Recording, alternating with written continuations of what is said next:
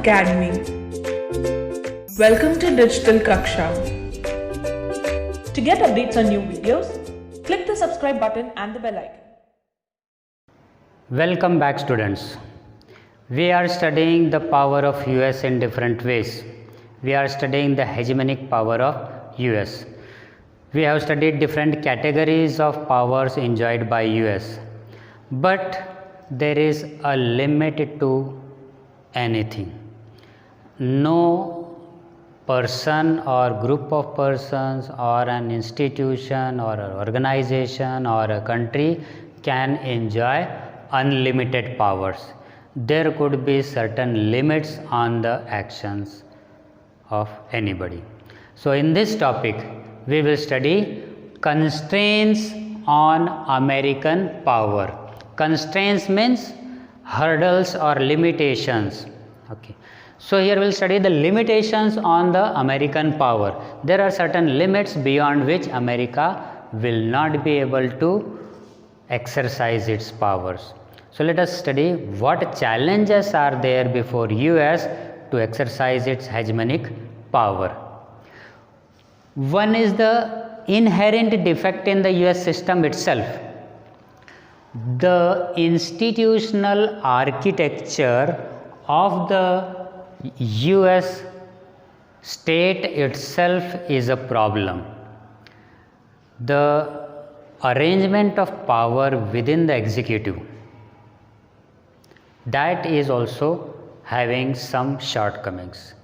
There is division of power in America. There is division of power between legislature, executive and judiciary as we are having in our country. So in that circumstances, the executive branch of the government, generally major policy decisions are taken by the executives, but this executive branch of the government cannot over exercise its powers. There is somebody to control it. Okay. So this division of power is a hurdle. The judiciary and the legislature will not allow the executive to function in an arbitrary manner. It has to have some limitations. So that's the way US cannot over exercise its powers. Another thing is the open nature of the US society. The US society is very open-minded. Whenever it observes any objectionable thing done by the government, even its own president, then very openly it criticizes. There is no limitation on expression. There is complete freedom of speech and expression. So the society can openly criticize the wrong policies of the government. That is another limitation. The government have to think twice and thrice before taking any decision or any action, whether it would be acceptable to the general public or not. People very often criticize the weaknesses of the government, and that is a big challenge. Another challenge is from outside the country. The NATO, whatever actions we have studied about, the US action in Iraq 2 times, it has been done and we have studied. Okay. Then in other countries, and the US action in Yugoslavia, that is also one very big example that it has done with the support of the NATO countries, that is North Atlantic Treaty Organization. It consists of many countries. So US cannot take any action against any country on its own. It has to have the support of other countries, especially the NATO organization. So when it is arbitrarily exercising its powers, there is a strong possibility that the NATO partners, the friendly countries, may also object to it. That means it will not take any such action which is only in the benefit of US and not others. So other countries will support only when they think it is good for them. So here also there is a limitation. US cannot over exercise its power just for its selfish motives. It has to have support of other nations also. So these are the limitations on the hegemony of US. Now students, after studying all the types of powers of US and the limitation on the power of US, let us move to the core of our chapter, to the very relevant thing, that is how the US relations with India are relevant, or how our relation with the United States of America are relevant for us. Okay. During the Cold War years, India was on the opposite side of US. That means those days during Cold War, we had very good relation with Russia.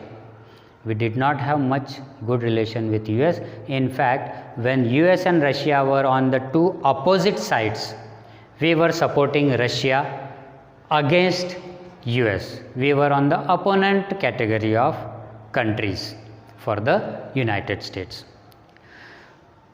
Then when the US collapsed, when the country collapsed and it disintegrated, then there was no point having any powerful friend. There was no scope for us to have a powerful friend. We were left in a way friendless. Okay. We were friendless in the hostile world, we can say. We felt as if now we don't have any support of any powerful country. But slowly and gradually we developed the relations with US. There were various reasons for it. We'll study later on in this topic. But slowly and gradually we revived our relations with US. There are two very important factors in Indo-US relations. Okay.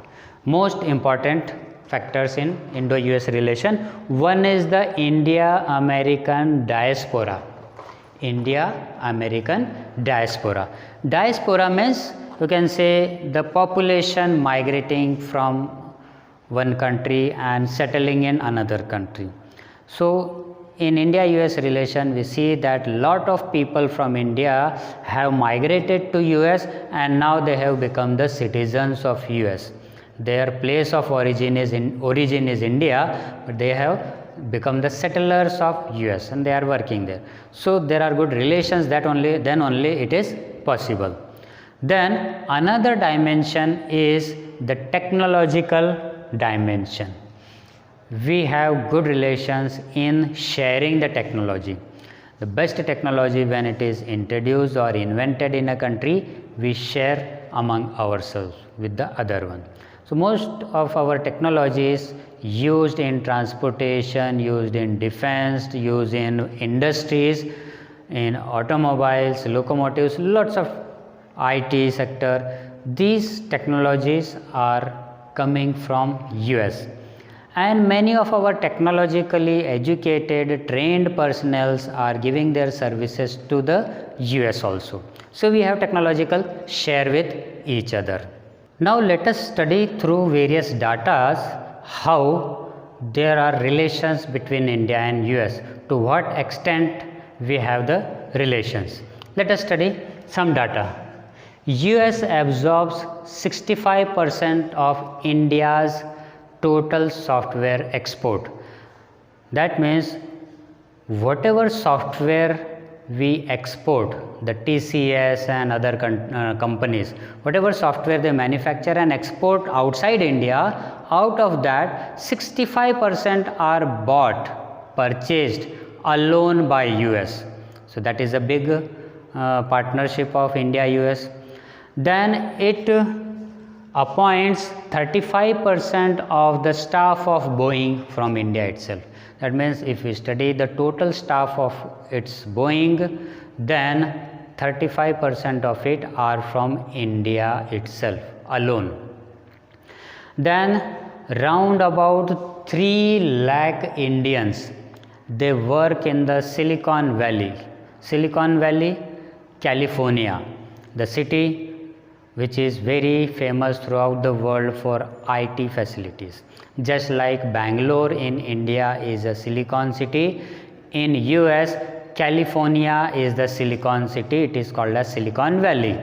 So round about 3 lakh Indian personnels at different positions are working in the Silicon Valley. That is a big amount of workforce from India working in US. Then 15% of all the high-tech startups, whatever startups we are having throughout the world, if we see all of them, we'll find that 15% of them are the joint venture of India and US. Okay. Indian Americans have together started such startup businesses, and they amount to round about 15% of the world's total startups.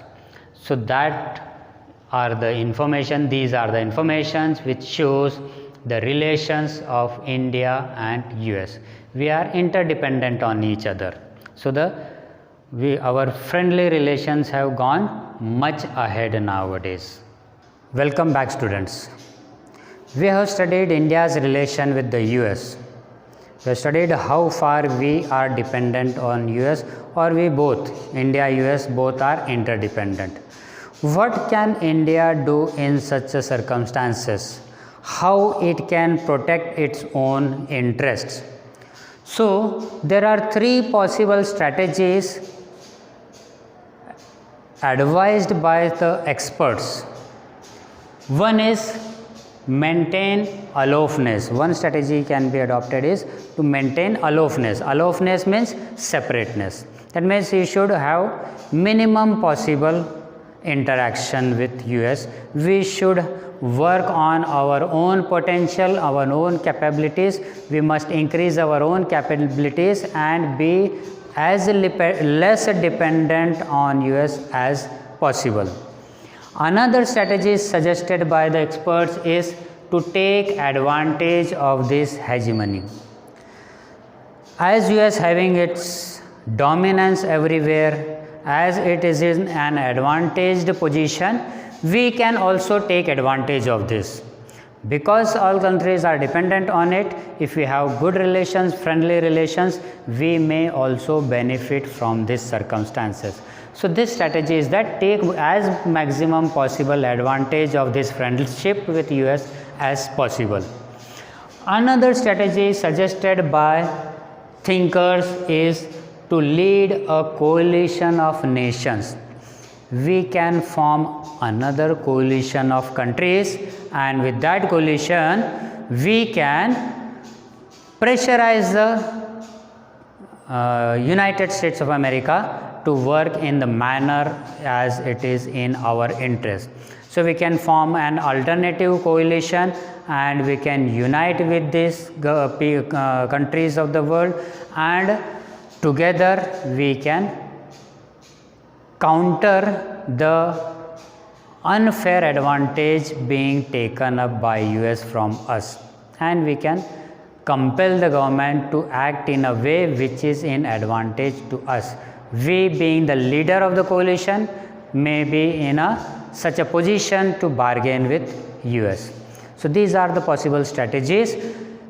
Let us study all these strategies in a different format in a much detailed way. The same way as we can counter hegemony of US, other countries can also adopt such strategies. So what are the possible strategies and how we study them, we'll study next class. Now let us study in detail how countries can overcome the hegemony of US.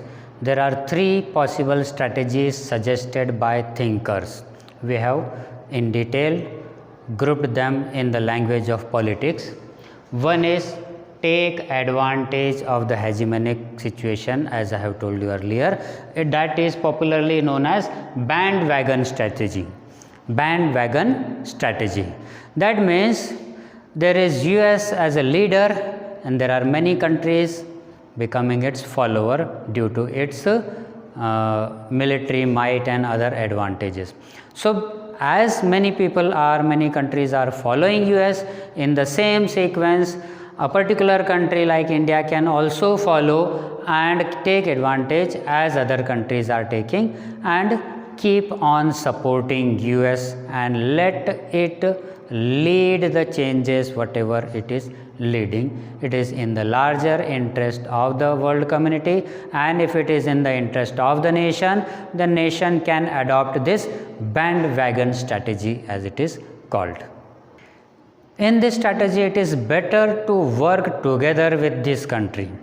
Together we can change in a better way, and that is why whatever change we desire in the world and in favor of our particular country, then we can support the nation. So instead of opposing, the strategy of supporting would be beneficial many a times. So that is why this bandwagon strategy is advocated by many thinkers. Another strategy that a nation can adopt is the strategy of staying away from the country. Because it is a hegemonic power, it will try all its best to derive the best possible advantage for itself. It will not think over the advantage of others. It will try to take unfair advantage also many a times. In such circumstances, this staying away strategy is better for a country, especially for a weaker country which can be exploited unfairly. Okay, like country which is economically weak but having lot of resources, say for example South Africa, having lot of resources but people are very poor, they cannot take advantage of the mineral wealth available in the country. In such circumstances, a rich and powerful country can take maximum advantage and exploit the country to the fullest. So to avoid a country from being exploited by a powerful country, this staying away strategy or hide strategy, it is popularly called as hide strategy. So you hide yourself and work on your own and stay away from the powerful country. From being unfairly exploited also you are protected in this strategy. The third strategy suggested by thinkers is the resistance strategy.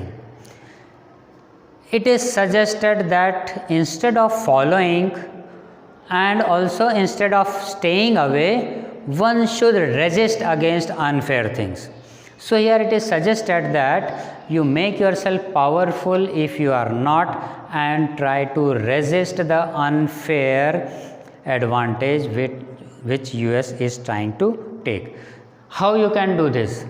You can form coalition with different countries and together you can resist against such unfair acts of the country. Also you can make use of the media. You can create public awareness among nations and among population of the nations, people of the nations. This way you can resist. Thinkers, writers, artists, they can play a very important role in such resistance. Resistance may be active resistance also, it may be passive resistance also. Active resistance, openly you criticize at world forums. Okay, whenever there are international forums held, seminars held like WTO, okay, IMF meeting, okay, World Bank, okay, at such gatherings, at such global level summits, you can criticize the hegemony of US. Also through the in a passive manner, through the Bollywood and the Hollywood movies, and through plays, okay, through novels, okay, stories, all these measures, even through the newspapers and magazines and the media, even through the social media, you can create an environment against such unfair advantage being taken up by the powerful country. So this way you can resist.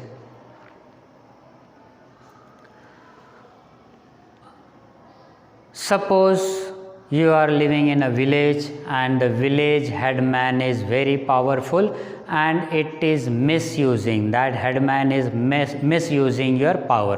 What can you do? You cannot leave the village. You cannot migrate to any other village which is not known to you or which does not know you. The people of that village do not know you. You are bound to live in your own village. So what can you do? The resistance is the only option left before you. So this is a very powerful strategy nowadays used, because more and more the country and the environment and the world is becoming democratic.